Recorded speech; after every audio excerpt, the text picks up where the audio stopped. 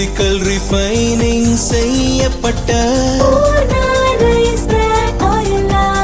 SKM Poorna rice brand oil. வணக்கம். செய்திச் சுருக்கம். உருகுலைந்த வெனிசுலாவுக்கு இந்தியா உதவிக்கரம். 35 டன் மருந்து நிவாரணப் பொருட்கள் அனுப்பி வைப்பு. தென் அமெரிக்க நாடான வெனிசுலாவில் இந்திய நேரப்படி நேற்று அதிகாலை ஏற்பட்ட பயங்கர இரட்டை நிலநடுக்கத்தால் கராகஸ் உள்ளிட்ட முக்கிய நகரங்கள் முற்றிலும் உருகுலைந்துள்ளன. ரிக்டர் அளவில் 7.1 மற்றும் 7.5 பதிவான 2 அடுத்தடுத்த பூகம்பங்களால் கட்டடங்கள் இடிந்து விழுந்ததில் இடிபாடுகளில் சிக்கி பலர் உயிரிழந்தனர். இதுவரை 235 பேரின் உடல்கள் மீட்கப்பட்டுள்ளன. நிலநடுக்கத்தின் தாக்கம் கடுமையாக இருப்பதால் பலி எண்ணிக்கை மேலும் அதிகரிக்கும் என அஞ்சப்படுகிறது. அந்நாட்டு ராணுவம் மற்றும் தன்னார்வலர் குழுவினர் இரவு பகலாக தொடர்ந்து மீட்புப் பணியில் ஈடுபட்டுள்ளனர். வெனிசுலாவுக்கு உதவ உலக நாடுகள் பலவும் முன்வந்துள்ளன. இந்த நிலையில் வெனிசுலாவில் மீட்பு நிவாரணப் பணிகளை மேற்கொள்ள 2 விமானப்படை விமானங்களில் 35 டன் மருந்து மற்றும் நிவாரணப் பொருட்கள் அனுப்பி வைக்கப்பட்டுள்ளன. அத்துடன் காயமடைந்தவர்களுக்கு சிகிச்சை அளிக்க ராணுவ டாக்டர்கள் அடங்கிய மருத்துவ குழுவும் வெனிசுலாவுக்கு அனுப்பி வைக்கப்பட்டுள்ளது. இயற்கை சீற்றத்தால் கடுமையாக பாதிக்கப்பட்டுள்ள வெனிசுலாவுக்கு நட்பு ரீதியில் இந்தியா உதவ முன்வந்துள்ளது. முதல் கட்டமாக C-17 ரக இந்திய விமானப்படை விமானங்களில் 35 டன் நிவாரணப் பொருட்கள் அனுப்பி வைக்கப்பட்டுள்ளன. நிலைமையை கண்காணித்து மேலும் உதவிகள் தேவைப்படின் இந்தியா உதவ தயாராக இருப்பதாக வெளியுறவு அமைச்சர் ஜெய்சங்கர் கூறினார். தியாக சக்கரத்தில் இடம்பெறும் ஆபரேஷன் சிந்தூர் ஹீரோக்கள் முதல் முறையாக வெளியான லிஸ்ட். பாகிஸ்தான் பயங்கரவாதிகளுக்கு எதிரான இந்தியாவின் ஆபரேஷன் சிந்தூர் ராணுவ நடவடிக்கையில் வீர மரணம் அடைந்த நமது வீரர்களின் பெயரை முதல் முறையாக மத்திய அரசு வெளியிட்டுள்ளது. 2025 நடைபெற்ற பல்வேறு ராணுவ நடவடிக்கைகளின் போது உயிர் தியாகம் செய்த வீரர்களின் பட்டியலுடன் ஆபரேஷன் சிந்தூர் ஹீரோக்களின் பெயர்களும் வெளியிடப்பட்டுள்ளன. சுபேதார் மேஜர் பவன்குமார், ரைபிள்மேன் சுனில்குமார், லான்ஸ் நாயக் தினேஷ்குமார், அக்னிவீர் முரளி நாயக், ஹவில்தார் சுனில் குமார் சிங், இந்திய விமானப்படை சார்ஜென்ட் சுரேந்திரகுமார் ஆகியோர் ஆபரேஷன் சிந்தூரில் வீர மரணம் அடைந்துள்ளனர். இவர்களின் பெயர் டெல்லியில் உள்ள தேசிய போர் நினைவிடத்தில் இடம்பெறவுள்ளது. இங்குள்ள 4 வட்ட சுவர்களில் ஒன்றான தியாக சக்கரத்தில் வீரர்கள் பெயர் இடம்பெறும். சுதந்திரத்திற்கு பிறகு நாட்டிற்காக உயிர் தியாகம் செய்த ஒவ்வொரு வீரரின் பெயர், பதவி, படைப்பிரிவு பற்றிய விவரங்கள் இந்த சுவற்றில் பொறிக்கப்பட்டு வருகின்றன. இதில் ஆபரேஷன் சிந்தூர் வீரர்களும் இடம்பெற உள்ளனர். தனியாரிடம் தூய்மை பணி டெண்டரை ரத்து செய்தது அரசு. ஆவடி, தாம்பரம், வேலூர், கோவை, ஈரோடு, மதுரை, திருச்சி, தூத்துக்குடி உள்ளிட்ட 12 மாநகராட்சிகளில் தூய்மை பணிகளை தனியார் பங்களிப்புடன் மேற்கொள்ள தமிழக அரசு திட்டமிட்டிருந்தது. இதற்கான சாத்தியக்கூறுகளை அறிய கடந்த 20ஆம் தேதி அரசு டெண்டர் கோரியது. திடக்கழிவுகளை சேகரித்தல், அப்புறப்படுத்தும் பணிகளுக்கு தனியார் நிறுவனத்தை தேர்வு செய்வதற்கான டெண்டர் கோரப்பட்டது. அரசின் இந்த முடிவை கண்டித்து தூய்மை பணியாளர்கள் போராட்டத்தில் ஈடுபட்டனர். தங்களை பணி நிரந்தரம் செய்ய வலியுறுத்தினர். தாவேக கூட்டணி கட்சிகளும் எதிர்க்கட்சிகளும் இதை எதிர்த்தன. பல்வேறு தரப்பிலிருந்தும் எதிர்ப்பு கிளம்பியதால் தூய்மை பணிகளை தனியாருக்கு கொடுக்கும் டெண்டரை தமிழ்நாடு அரசு ரத்து செய்துள்ளது. முதல்வர் விஜய் படத்தின் தயாரிப்பாளருக்கு முக்கிய பதவி. மாநில அரசுகளின் கோரிக்கைகளை மத்திய அரசிடம் வலியுறுத்துவதற்காக டெல்லியில் சிறப்பு பிரதிநிதி நியமிக்கப்படுகிறார். மாநிலத்திற்கான நிதி மற்றும் திட்டங்களை மத்திய அரசிடமிருந்து முறைப்படி பெற்றுத் தருவது இந்த சிறப்பு பிரதிநிதியின் முதன்மையான மற்றும் முக்கிய பொறுப்பாகும். அந்த வகையில் இந்த முக்கியத்துவம் வாய்ந்த பொறுப்பிற்கு கே. வெங்கட்ட நாராயணாவை நியமித்து தமிழக அரசு அரசாணை வெளியிட்டுள்ளது. வெங்கட்ட நாராயணா முதல்வர் விஜய் நடித்த ஜனநாயகன் உள்ளிட்ட பல பிரம்மாண்டமான படங்களின் தயாரிப்பாளர். KVN புரொடக்ஷன்ஸ் நிறுவனத்தின் நிறுவனர். தமிழ், கன்னடம், தெலுங்கு, ஹிந்தி ஆகிய மொழிகளில் பல முன்னணி திரைப்படங்களை விநியோகம் செய்துள்ளார். அமைச்சர் பதவிக்கு இணையான அந்தஸ்தும் அதிகாரமும் கொண்ட இந்த உயர் பதவியின் அதிகாரப்பூர்வ காலம் ஓராண்டு வரை அமலில் இருக்கும் என தமிழக அரசு அறிவித்துள்ளது. நடைபாதை பணியில் மெகா ஊழல், பொறிவைத்து தூக்கிய தாவேக அரசு. முதல்வர் துறையில் அதிரடி. சென்னை மாநகராட்சியில் வெவ்வேறு வார்டுகளில் நடைபாதை அமைக்க கடந்த திமுக ஆட்சியில் திட்டமிடப்பட்டது. பிப்ரவரி 19ஆம் தேதி சென்னை மாநகராட்சி பட்ஜெட்டில் இதற்கான நிதி அறிவிக்கப்பட்டது. அடுத்த நாளே இதற்கான டெண்டர்கள் அவசரமாக கோரப்பட்டன. மார்ச் 15ஆம் தேதி தேர்தல் நடத்தை விதிமுறைகள் அமலுக்கு வருவதற்கு சில நாட்களுக்கு முன்பாக இந்த ஒப்பந்தங்கள் இறுதி செய்யப்பட்டுள்ளன. ஆனால் இறுதிப் பணி ஆணை மட்டும் ஒப்பந்ததாரர்களுக்கு வழங்கப்படாமல் இருந்தது. இந்த திட்டம் மொத்தம் 35 தொகுப்புகளாக பிரிக்கப்பட்டு ஒவ்வொரு தொகுப்பிற்கும் தலா 8 முதல் 9 கோடி ரூபாய் வரை நிதி ஒதுக்கப்பட்டிருந்தது. இதில் பல்வேறு முறைகேடுகள் நடந்துள்ளதாக தகவல் வெளியானது. இப்போது முதல்வர் விஜய் தலைமையிலான தவேக ஆட்சி அமைந்துள்ள நிலையில் விரிவான விசாரணை நடத்த உத்தரவிடப்பட்டது. ஆய்வில் பணிகளுக்கான மதிப்பீட்டு தொகையை உயர்த்தி நிர்ணயித்தது போன்ற முறைகேடுகள் வெளிப்படையாக தெரியவந்துள்ளது. தங்களுக்குள் கூட்டு சேர்ந்து கொண்டு குறிப்பிட்ட நிறுவனங்கள் மட்டுமே இந்த டெண்டரில் பங்கேற்கும்படி வழிவகை செய்யப்பட்டுள்ளது அம்பலமாகியிருக்கிறது. தங்களுக்கு வேண்டப்பட்ட சில ஒப்பந்ததாரர்கள் மட்டுமே டெண்டரில் பங்கேற்கும் வகையில் கூடுதல் நிபந்தனைகள் சேர்க்கப்பட்டுள்ளது. மற்ற 400க்கும் மேற்பட்ட உள்ளூர் ஒப்பந்ததாரர்கள் பங்கேற்க முடியாமல் தடுக்கப்பட்டுள்ளது. உதாரணமாக முகப்பேர் பகுதியில் 8.3 கோடி மதிப்பிலான டெண்டரில் 2 நிறுவனங்கள் மட்டுமே பங்கேற்றுள்ளன. இதில் அரசு நிர்ணயித்த மதிப்பை விட 9% கூடுதல் தொகை கேட்டிருந்த போதிலும் குறிப்பிட்ட நிறுவனத்திற்கு ஒப்பந்தம் தரப்பட்டுள்ளது. இதேபோல பல இடங்களில் இந்த இரு நிறுவனங்களுக்குள்ளேயே மாற்றி மாற்றி பணிகள் பகிர்ந்து கொள்ளப்பட்டுள்ளன. மேலும் அதிகாரிகள் நடத்திய விசாரணையில் சாதாரண கான்கிரீட் நடைபாதை அமைக்க ஒரு தொகுப்பிற்கு அதிகபட்சமாக 2 கோடி மட்டுமே செலவாகும். ஆனால் இந்த திட்டத்தில் எந்தவொரு பெரிய உள்கட்டமைப்பு மாற்றமும் இல்லாத சாதாரண சாலைகளுக்கு கூட ஒரு தொகுப்பிற்கு 9 கோடி வரை நிதி மதிப்பீடு தயார் செய்யப்பட்டுள்ளது. முதல்வர் விஜய் தலைமையிலான நகராட்சி நிர்வாகம் மற்றும் குடிநீர் வழங்கல் துறையின் ஆய்வில் இது உறுதி செய்யப்பட்டது. இதையடுத்து திமுக ஆட்சியில் நடைபாதை அமைப்பதற்காக விடப்பட்ட 284 கோடி ரூபாய் மதிப்பிலான டெண்டர் ரத்து செய்யப்படுவதாக அரசு அறிவித்துள்ளது. இதுகுறித்து அதிகாரிகள் கூறுகையில், திட்ட அறிக்கையில் தேவையற்ற பணிகள் சேர்க்கப்பட்டு இருப்பதால் அரசுக்கு பெரும் நிதி இழப்பு ஏற்படும் என்பதால் டெண்டர் ரத்து செய்யப்பட்டு இருக்கிறது. முந்தைய ஆட்சியில் துவங்கப்பட்ட பணிகள் முதல்வர் விஜய் உத்தரவின் பேரில் வேகமாக ஆய்வு செய்யப்படுகின்றன என்றார். இந்த மர்மத்தையும் உடைச்சிடுங்க. தவேக அரசுக்கு லிஸ்ட் போட்ட அண்ணாமலை.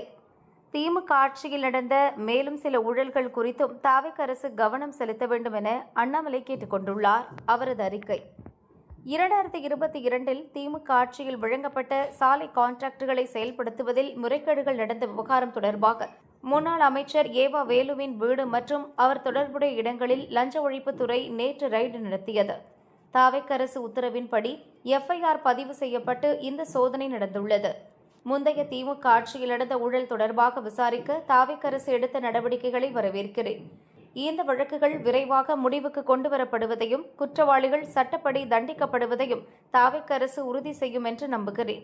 அதேபோல கடந்த 5 ஆண்டுகளில் திமுக ஆட்சியில் நடந்த மேலும் சில முறைகேடுகள் குறித்தும் தவேக அரசு கவனம் செலுத்தி விசாரணைக்கு உத்தரவிட வேண்டும்.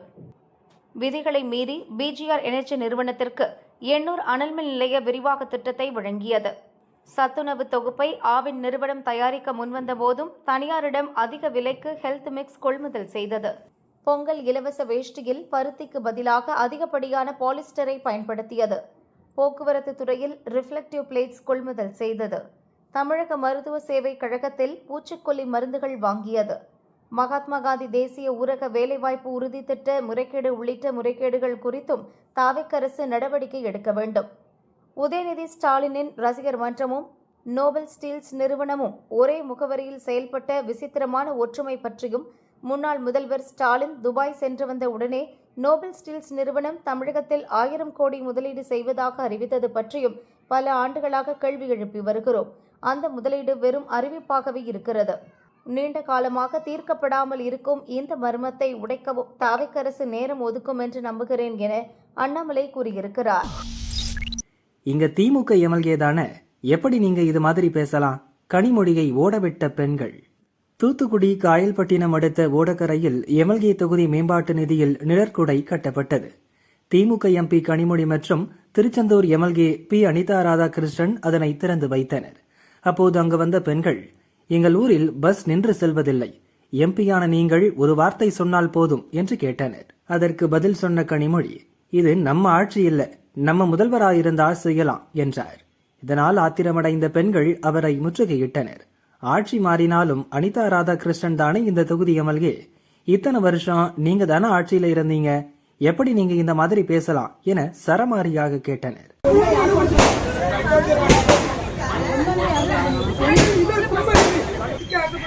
பஸ் வரமா கஞ்சி விட்டு எவ்வளவு முயற்சி பண்ண வேண்டியது ஒரு உதவி மக்கள் எல்லாம் எங்களுக்கு சுகம் எங்க ஊருக்கு அப்படி எங்களுக்கு எல்லாமே இது மட்டும் நீங்க முயற்சி பண்ணி தாங்க பாப்போம். ஒரு வருஷம் நீங்க சொல்லுங்க.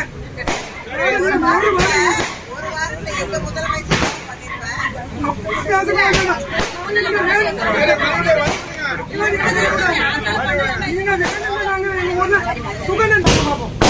ஒரு வருஷம் நீங்க சொல்லுங்க.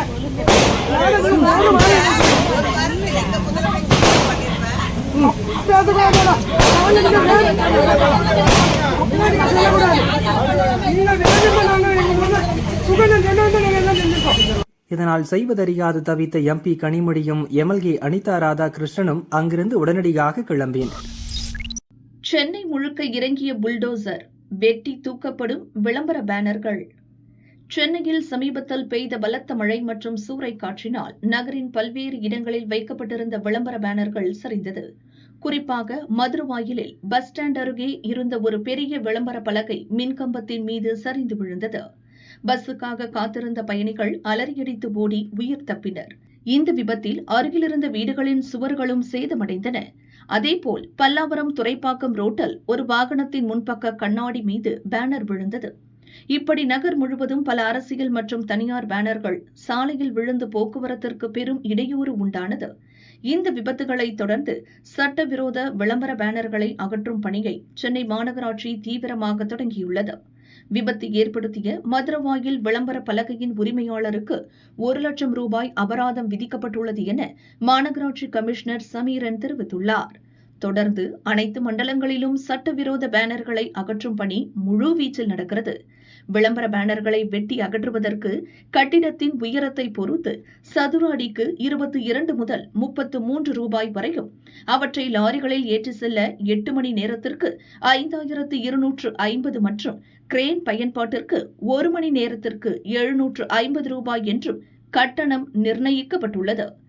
இந்த அகற்றும் செலவுகள் மற்றும் அபராத தொகை அனைத்தும் சம்பந்தப்பட்ட விளம்பர நிறுவனங்கள் அந்த இடத்தின் உரிமையாளர்களிடமிருந்து முழுமையாக வசூலிக்கப்படும். அகற்றப்படும் இரும்பு கட்டமைப்புகள் அனைத்தும் எடை போடப்பட்டு பாதுகாப்பான இடங்களில் வைக்கப்பட்டு பின்னர் ஏலம் விடப்படும். இந்த பணிகள் அனைத்தும் முறைகேடின்றி நடப்பதை உறுதி செய்ய ஜியோ டேக்கிங் தொழில்நுட்பம் மூலமும், விளம்பர பலகைகளை அகற்றுவதற்கு முன்னும் பின்னும் எடுக்கப்படும் புகைப்படங்கள் மூலமும் அதிகாரிகள் தீவிரமாக கண்காணித்து வருகின்றனர். சட்டவிரோத விளம்பர பேனர்களை அகற்றும் பணி 24 மணி நேரமும் தொடர்ந்து நடக்கும். விதிகளை மீறுபவர்கள் மீது கடுமையான சட்ட நடவடிக்கை எடுக்கப்படும் என மாநகராட்சி எச்சரித்துள்ளது. அமைச்சர் சென்றதும் தாவேக்காவினர் ஆக்ஷன், எம்எல்ஏ ஆபீஸில் செய்த அலப்பறை. சென்னை திருவொற்றியூரில் தாவேக்கா எம்எல்ஏ ஆபீஸ் நேற்று திறக்கப்பட்டது. அமைச்சர் ஆனந்த் திறந்து வைத்ததுடன் எம்எல்ஏ செந்தில்குமாரை அவருக்கான நாற்காலியில் உட்கார வைத்தார்.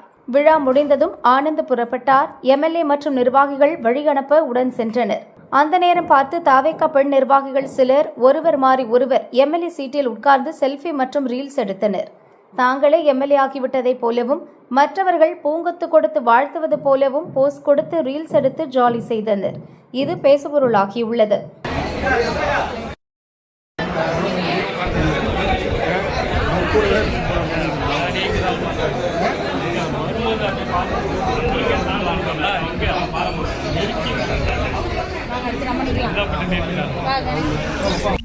சென்னை உட்பட 6 மாவட்டங்களில் இடி மின்னலுடன் வெளுக்கப் போகும் கனமழை. கடலோர ஆந்திர பிரதேசத்திலிருந்து மத்திய மகாராஷ்டிரா வரை மற்றும் தெலங்கானா மற்றும் அதனை ஒட்டிய பகுதிகள், மராத்வாடா பகுதிகளின் மேல் ஒரு வளிமண்டல காற்றழுத்த தாழ்வு பாதை நிலவுகிறது. இதன் காரணமாக நாளை 27ஆம் தேதி திருவள்ளூர், சென்னை, காஞ்சிபுரம், செங்கல்பட்டு, திருவண்ணாமலை மற்றும் ராணிப்பேட்டை மாவட்டங்களில் இடி மின்னலுடன் கனமழை பெய்யும். மணிக்கு 50 கிலோமீட்டர் வேகத்தில் காற்று வீசும் என வானிலை ஆய்வு மையம் அறிவித்துள்ளது. தமிழகத்தின் பிற பகுதிகள் மற்றும் புதுவையில் லேசான மழைக்கு வாய்ப்புள்ளது. தென்மேற்கு வங்கக்கடலின் சில பகுதிகளில் மணிக்கு 50 கிலோமீட்டர் வேகத்தில் சூறாவளி காற்று வீசக்கூடும் என மீனவர்களுக்கான எச்சரிக்கையாக அறிவிக்கப்பட்டுள்ளது. எனவே தென் தமிழக கடலோரம், மன்னார் வளைகுடா, குமரிக்கடல் பகுதிகளில் மணிக்கு 60 கிலோமீட்டர் வரை சூறைக்காற்று வீசும் என்பதால் 30ஆம் தேதி வரை இப்பகுதிகளில் மீனவர்கள் மீன்பிடிக்க கடலுக்கு செல்ல வேண்டாம் என அறிவுறுத்தப்பட்டுள்ளனர். ஜூன் 1 முதல் 26ஆம் தேதி வரை அதிகபட்சமாக கன்னியாகுமரியில் 243 மில்லிமீட்டர், நெல்லையில் 230 மில்லிமீட்டர், கோவையில் 153 மில்லிமீட்டர், நீலகிரியில் 104 மில்லிமீட்டர், அரியலூரில் 72 மில்லிமீட்டர் மழை பதிவாகியுள்ளது. தமிழகம், புதுச்சேரியில் தற்போது வரை தென்மேற்கு பருவமழை வழக்கமான சராசரியை விட 46% அதிகம் பெய்துள்ளதாக வானிலை மைய அறிக்கையில் கூறப்பட்டுள்ளது.